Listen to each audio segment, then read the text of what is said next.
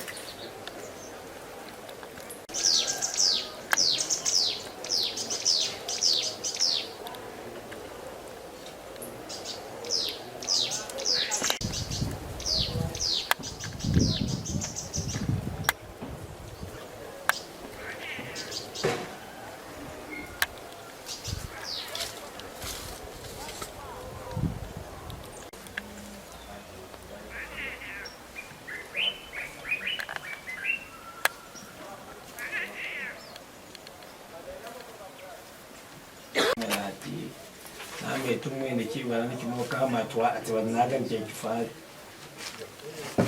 sena koma chichonga leti ya police for reporting osi kemanyo watch kola watch ni videti yes family ya mile ni naga njira kifanya tena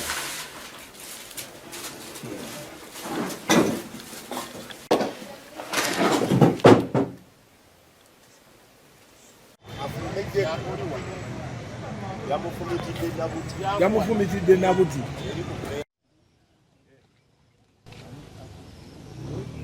Tafudde. Amufumitidde wano.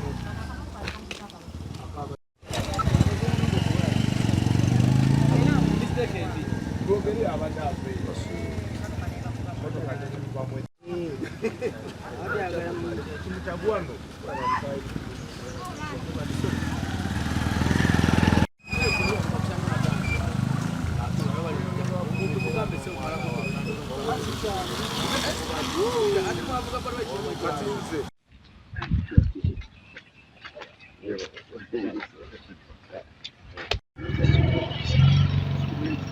Ora wala ichinde mwezi banga wezi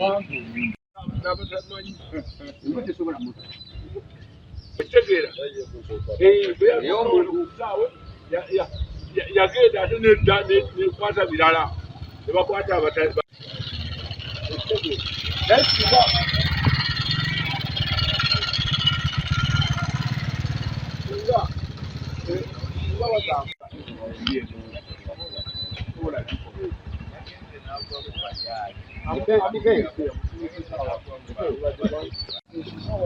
Mutuusiza wali walaiti yonna ekola ki ebyaka wali okulegulira enkola ite ne wali wano omuntu asobola okukola ekintu kyonna ky'aba ayagala.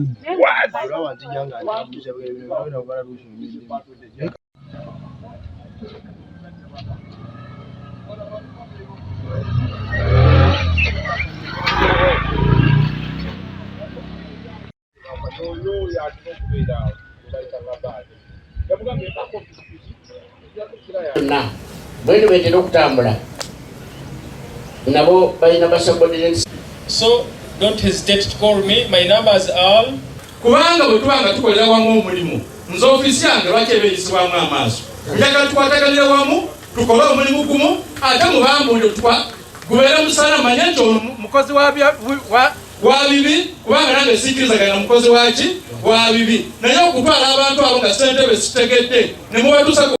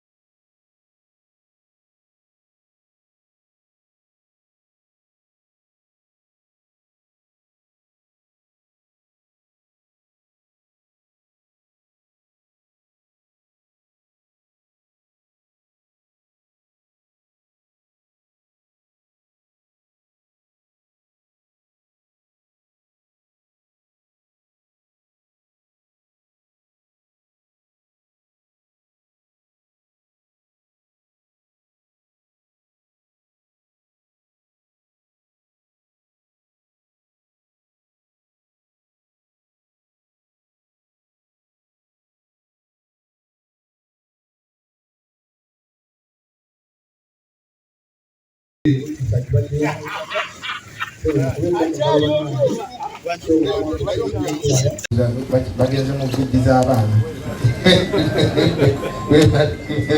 mubakwireko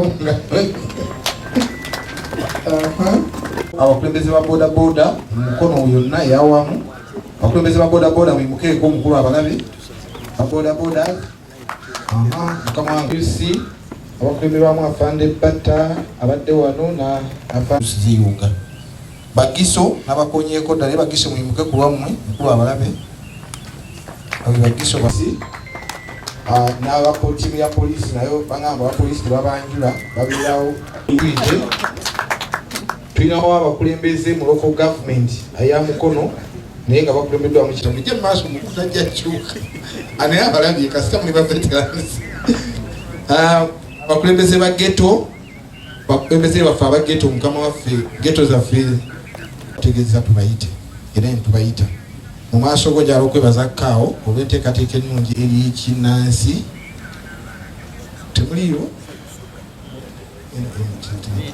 kati mukama tegezeddwako nti omukulu item number 9 abalina agenda kisonga eggondolo eyo kwero 33 ne mwami Kakande waali awabakadde ne mwami Saidi Luzi polisi amanyi agange nze simugende mbiti nkikiridde okusobosokera ddala omukulu atukiza mu kuweka omunaale gambe ebyokwenda okusokera ddala njagala nnyo okwebaza fensi ku kyalo era kyo kikukwatako ddala era mwenna mufuleetende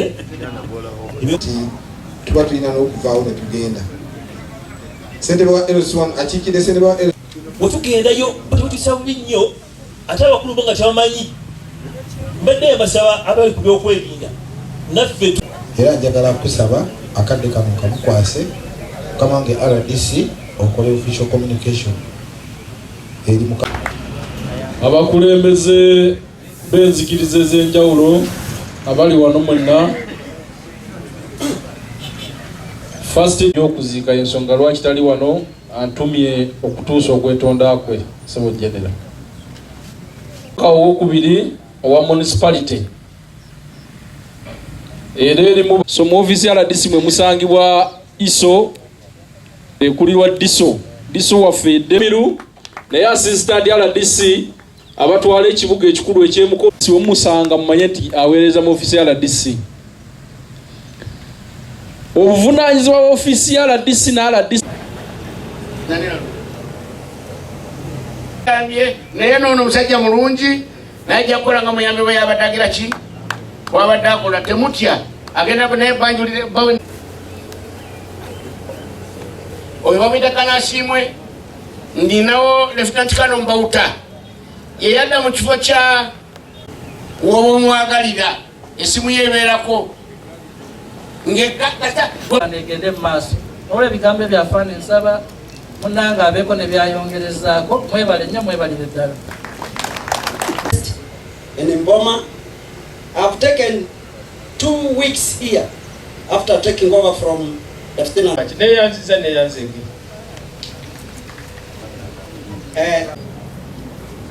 So lwaki nitambudde na gurupu eno yonna bwenu betera okutambula nabo balina basubordinates. So don't hesitate to call me. My numbers are 07. Nga twalina dduuka libamenye era ababbi basulako omusuubuzi munaafu omu wano omukono n'atuuka okuba nti mukono amuvaamu ng'alemereddwa olw'ababbi. Edduuka lyali tutunda ngoye okulira na supermarket abasinga mulimanyi. Omusuubuzi munaafu oyo ababbi bamulemesa obusuubuzi wano omukono. Naye njagala tukwataganyire wamu manye abantu babakwatidde ki kubanga bwe tubanga tukolera wamu omulimu nze ofisi yange lwaki ebeeyisibwamu amaaso njagala tukwataganire wamu tukole omulimu gumu ate mubambulire gubeere musana manye nti ono mukozi wa bibi kubanga nange sikkirizaganya mukozi waki wa bibi naye okutwala abantu abo nga ssentebe sitegedde ne mubatuusa ku poliisi ate nze ne mbawondera naye nga mumanyi nti omwezi funa omutwalo gumu omusaala ekintu ekyo si kituufu. Tusaba abakulembeze abantu wano mu magye oba muli baani babali please mulekerawo tukangakanga nga ffe abakulembeze abalondebwa abantu tosobola kugamba nti kyabadde wafiiga eno lipooti ye nakasero bakuyite nakasero kuki ku nsonga ki webali wano please come on the ground obali okunoonyeza osooka ofuna information gyogamba naye ogamba abantu genda bagambye olina ebyambalo by'amagye bakwetaaga ku kisebo tusaba mukama wange bajja ku ground balabye ddala ssentebe guboogerako ebintu ebyo abirina gazi kyeboogerawo se mukama wange nti bandipootinga bakustate house nti n'ebyambalo byaki ebyamagye n'emmundu jala bajja ku ground ekintu ekyo bakikole ki tukoye ebintu ebyo kujja ku ground tukagakanga abalondebwa abantu sebo batufudde ebintu bibiri ekisooka abaana bazze n'omuze gw'okukwata abakyala ne bayisa eggaali mu nva z'abakyala ne bagiyisaamu wamala bakwata embadiya ne batugira ddala bakwata ne batuga era nzayogera naawe mwerosiya ngakwata nga 15 babagenda ku makya nga bagenda okukola ku saawa 10 oba olweggulo ku saawa nga 3 bannya era okuteya abantu abawera abasooka baali 5 naye okusoma poliisi nebata ereyemukono nabino obujulizi bwe buli wenagenda ku poliisi ne baŋŋamba ensonga ezo zaagala sente za okutwakinga omusajja nembayo sente za okutwakinga omugagga banayo omugagga tebamukwata nange nembuuza lwaki tebakwata omugagga. Nine wiiki eyewedde era endala bano ab'eggaali banoonya sisita wange ne bamuyingira mu nju ye baawe naye ne bamutema ebijambiya ne ku neighborhood ate nga bonna bamemba baffe era ababbi babakuba babagamba muwagira NRM. So yeyo security gyetubadde tumbasaba tetuba tukola abaana bano bazza emisango ne babakwata oluusi ne basaavinga oluusi ne babeeyimirira naye tetulina rehabilitation for those young people. We send them back to our communities and they are the same exact criminals. We don't have a lot. Naye bamu eyabba luli era yabba leero lwaki tali rehabilitated, tali reformed, tali empowered, they will still go about the same mountain era obumenyi bw'amateeka tekugenda kugwa wakati kanakolesenga muleme koma wano we mukomyo we mutuusa olwaleero naye mwetooloole mu bitundu eby'enjawulo musomesa abantu nga naffe tubeegasseeko. Omuntu bw'aba awangudde akalulu yeeyisa atya? Ekyo mbadde nsaba ebitongole by'okwerinda abantu balage engeri gye balina okweyisaamu. Bw'owangula weeyisa otya? Ate bw'oba owanguddwa weeyisa otya? Eyo ensonga nayo tugiteekewo, tugitemere empenda, tugirage abantu. Bwe bakuwangula weeyisa bw'oti. Bw'oba owanguddwa era olina engeri gy'olina okweyisa. Abantu bakyagadde nnyo era ne UPDF eri ku nnyanja neeyonoonye nnyo ekifaananyi kyaffe, kubanga omulimu ogwatumibwa abantu okukola ku nnyanja okutaasa envuba embi baaguvaako dda, bali mu kukola ssente bo bennyini okuvuba ne bw'onoovuba envuba embi kasobera n'obukadde obwero 7 okkirizibwa ogenda mu nnyanja n'ovuba ebyennyanja mu nvuba ya bulijjo. Asobera n'emitwalo 7 osobola okuvuba mukene, ekigambo ekyo kyakabi nnyo ng'ate abantu abambadde yunifoomu y'obootwala be bakola ekyo abajja okulondola ennyanja. Ennyanja teyinza kutereera okujjako nga tutaddewo participation y'abavubi n'abakulembeze awamu n'abakuumaddembe bakole basatu. Osanga omuntu akebera ekyennyanja nga tamanyi na sayizi ntuufu yakatimba bwefaanana, nga n'ekyennyanja tekimanyi bwe kifaanana, naye ate nga yali mu kukebera ekyennyanja. Ekisembayo ssebo kyekyokulonda abantu amazima abo ab'eggaali abogeddwako muno mwebali era sebo general report tuzirina. Mulimu ayeyita General Mbadi, temumumanyi oyo yasinga ottawaanyi kkanisa eno, yeyita General Mbadi. Sitegeeza former CDF, ntegeeza omuyaaye ayeyita General Mbadi. Waliwo ayeyita DPC naye amanyiddwa, waliwo ayeyita Musambwa oyo gwe bakutele mundu, era tukusaba ssebo ono omuteeke mu kooti maasho, atekebwe mu kooti maasho. Kubanga security etandikira ku ffe ffennyini tubaddemu n'embeera ya bodaboda okuba nti bannaffe abamu agula ppiki ennaku 2 ssaawa 8-9 ogw'ekiro n'afuna omuntu gw'afunye n'amutwala mu kafo akatali kalungi, ate nga naye oba oli abakamanyi naye nga abuzaabuzibwa olw'emitwalo 2. Saafaane tugezezaako okuba nti tubuulira abantu baffe naddala ababodaboda, era mubeeramu abo abamu naddala balubyanza abalugenderamu. Naye tetutudde, wiiki ewedde twalina ne sinaadio wano mu Nsuube owa booda omu eyafumitibwa, naye kyamukisa mulungi nti ajja kuba bulungi. Era olwa vigilance y'abantu ne security twasobola okukwata akabinja ako era tukalina, era ovale twabafuna embeera eyekkakkanya, era tusuubiza abantu nti tujja kubanyigiriza paka tubakendeereze ddala, naye nga twetaaga okukolera wamu naffe nammwe ng'abantu. Security mu area yaffe eya Mukono nga bwe mbadde ntambula walala ebadde ensinze okundeeta wano nga twagala twogere ku security. Ebaddewo emabega naye ka tugenda mu mbeera enzibu ennyo ey'ebyokulonda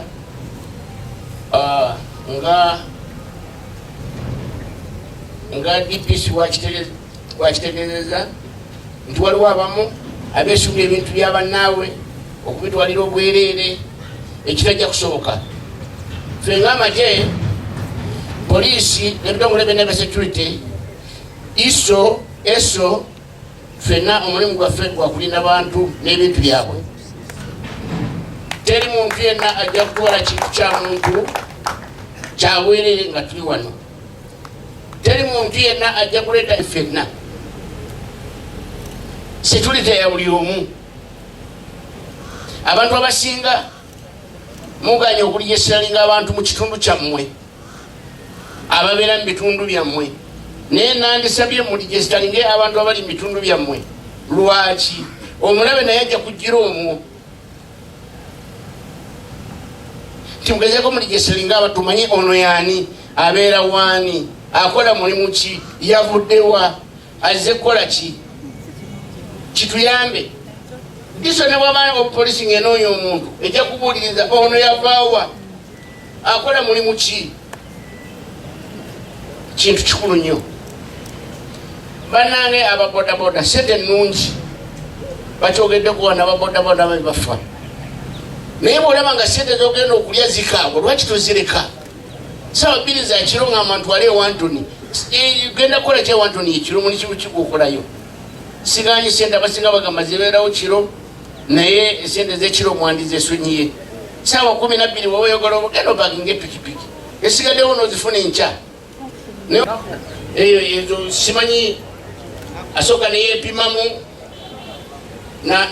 n'alaba oba kirozo ziwera naye mbaswalinga bayerosi baffe abantu baffe abalungi bannaddiini baffe abalungi ffe weetuli okuuma omuntu n'ebibye tetulina gye tulaga bwe woba oleese fujjo tujja kgenda naawe naye nandisabye eno Uganda yaffe ffenna bwe kaba kalulu nga kazize buli omu